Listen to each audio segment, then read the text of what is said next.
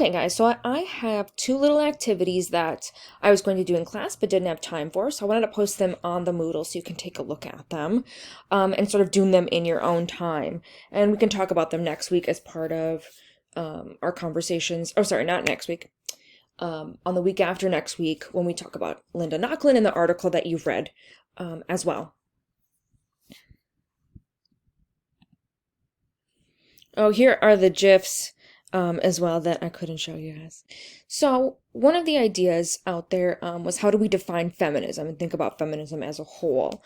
So I wanted to sort of give you an idea of how we talk about feminism and what's the definition. So the dictionary definition of feminism is the theory of political, economic, and social equality of the sexes, organized activity on behalf of women's rights and interests, and then activism and equality for all people despite race, religion, class, or sexual orientation.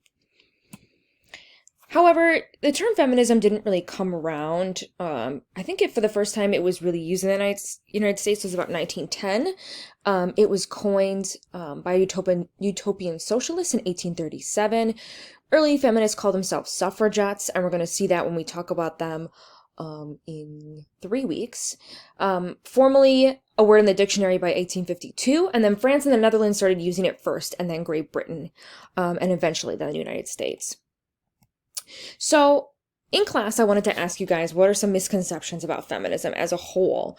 So I want you to sit and spend a minute sort of writing down what you think some of the misconceptions are about feminism. So take like 2 minutes or so and sit and jot them down quick. And then bring those to class with you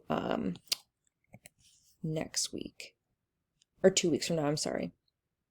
One of the ones that you might think of right away is something like bra burning, which happened in the second wave of feminism, which we'll talk about. So try to think about some misconceptions about feminism and what people sort of say, and why they consider themselves anti-feminist, which I talked about in the other lecture.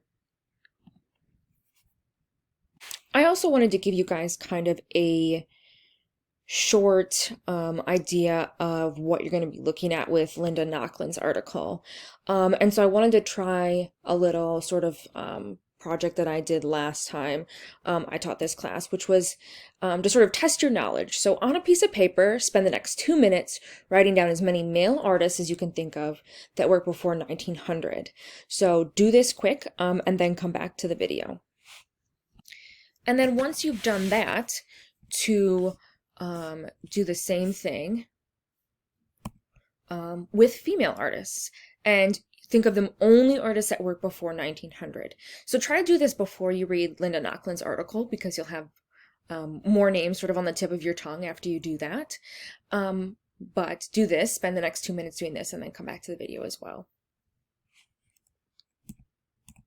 So what you'll probably find, and most people do, and even myself, right, is that it's way easier to think of male artist names before 1900 that are really working, and really male artists in general that are really famous artists, modernist artists, right? If you took the modernist class, you start to realize, where are all the women in this class? And so it's much easier to name these big figures that are European, that are white, that are male figures and artists. So when you think about what Linda Nochlin has to say, sort of think about those ideas as well, and we'll talk about them in class in 2 weeks. But so when we look at history, it's crazy to see how much art and art history has revolved around this white, westernized male viewpoint. And we also don't spend time defining their work by their gender, right? We don't say, oh, well, this man is engaging in this and that. Whereas we always call women's work feminist or female, or we compare it to their sex in some way. And what I did in these 2 slides was to take some of these famous men and show the famous women who were beside them who have gotten not as equal coverage of their art, even though that they were famous artists and figures as well. So you have people here like this is Lee Krasner, who was married to Jackson Pollock. You have Camille Cabell, who was in a sort of sexual relationship with Rodin, and he kind of drove her crazy. I believe this is Peggy Guggenheim and Dorothea Tanning, who both dated Max Ernst. as well as Gala, who was sort of um, the muse of Salvador Dali and his wife. So think about how these figures, like Pollock, like this is Rodin looking lovely, Max Ernst, Salvador Dali, oh my God, his name is I'm totally losing it. Oh, this is Marcel Duchamp, which it is thought that a female artist actually made the urinal that is attributed to him. I did not put her in the slide after this one. And then Pablo Picasso. So for next week, when you're looking at Linda Nochlund's article and really investigating it with your assignment here, think about these things and sort of bring those conversations either to your responses or to class in 2 weeks as well.